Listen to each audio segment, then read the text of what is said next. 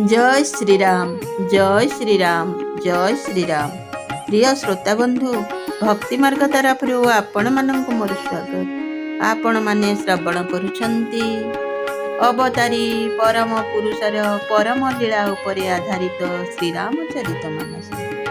सही श्रीरामचरित मानस आम्भे माने बालकांडरे पदार्पण करिछु।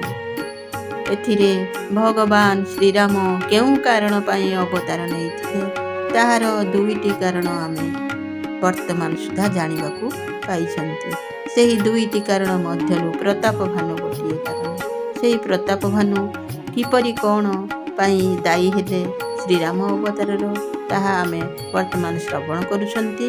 आगकू जिबा आउ कोण हेउछि संपूर्ण रूपे श्रवण करिबा। नारायणं नमस्कृत्यं नरो चैवं नरोत्तमं देवीं सरस्वती व्यासं ततो जयमुदीरयेत्। मूकं करोति वाचालं पङ्गुलं हयते गिरिजत्कृपातमहं वन्दे परमानन्द माधव परमानन्द माधव परमानन्द माधव। कपट बोरी बानी मृदुल बोले उजुगति समेत नाम हमार भिखारी अब निर्धन रहित निकेत। से नाना जुक्ति गढ़ी कपट भरा कोमल वचन कहिला।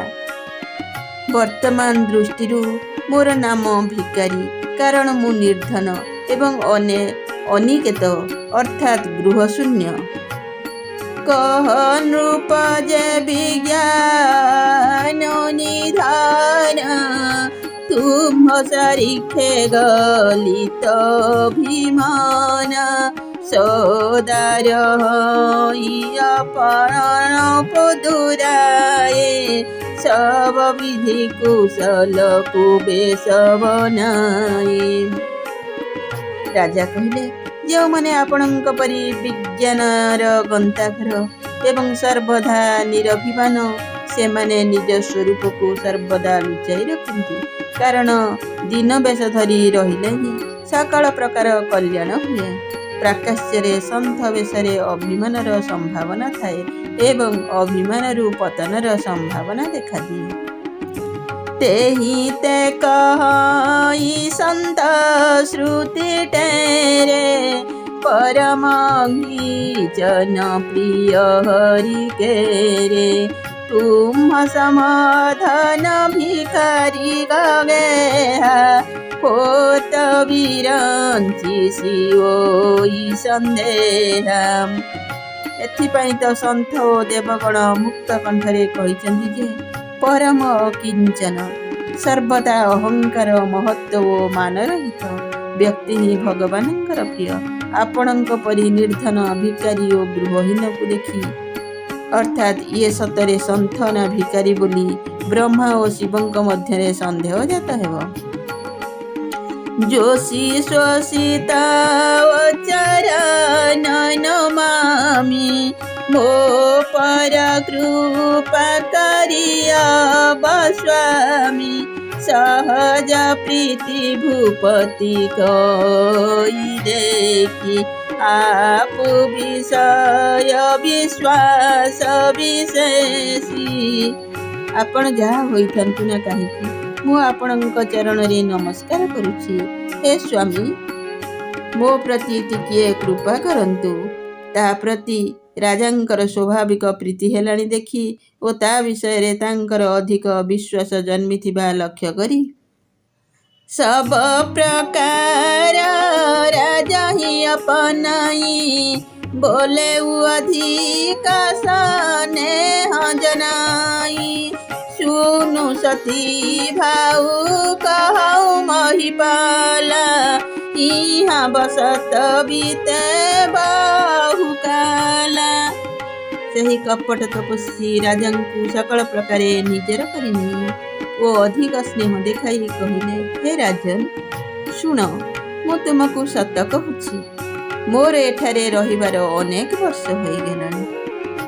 अब लगी मोहि न मिलेउ कहू मोहि न जनाऊ काहू लोक मान्यता अनल समकर तपकानन दाहु तपकानन दाहु।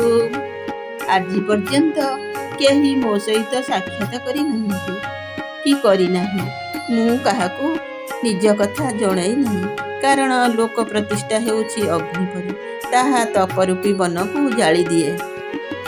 ତୁଳସୀ ଦାସ ଦେଖି ଶୁଭେଷୁ ଫୁଲ ହିଁ ମୂଢ଼ न चतुर नर सुंदर के किहि पेखु वचन सुधा सम असन अहि। तुलसी देखी शुभेषु फूल हि मूढ़ न चतुर नर सुंदर के किहि पेखु वचन सुधा समसन कही समसन कही। तुलसीदास कहते सुंदर वेश देखी केवल मूढ़ नुहे चतुर मनुष्य मध्य ठकी जाए। मयूर बड़ सुंदर पुणी ताहार वचन अर्थात ताहार डाक अर्थात तार रब अमृत समान, किंतु से खाए साप। तांते जुपत रहूं जग माही हरिताजी की मापी प्रयोजन नाही। प्रभु जानत सब बिनहि बनाए कहूँ कौनी सिद्धि लोकरी जाए। कपट तपस्वी कहिला तेणु मु जगत ठारू लुचि रहे। श्रीहरिंक छड़ा काहाठारे भी कौनसी प्रयोजन रखे नहीं। प्रभुंकु तो किछि न जणाइले भी से सबु जानिछंती। ता छड़ा संसार को प्रसन्न कले बा कि सिद्धि मिलिब कहिल। तुम्भ सुचि सुमति परम प्रिय मोरे प्रीति प्रणीति मोहि पर तोरे। अब जाऊँ तात दुराऊँ तोहि दारुण दोष घटई अति मोहि।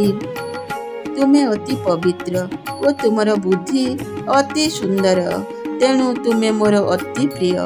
मो उपरे तुमर प्रीति ओ प्रसन्न विश्वास मध्य रहिछि। बाप तुम पाखरे मु जदि किछि लुचाई रखिबी तेबे मते बड़ दोष लागिब।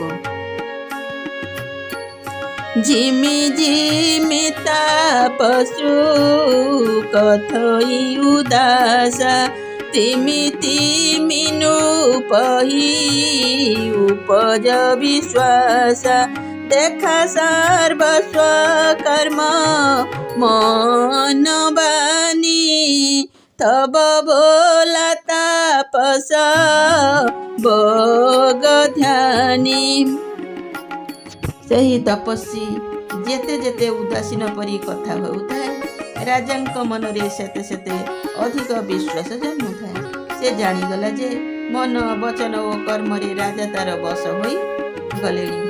तेणु बगंक परी ध्यान करुवा सही कपट तपस्वी कहिला नाम हमार एक तनु भाई सुनी नृप बोले पुनि सिरु नाई।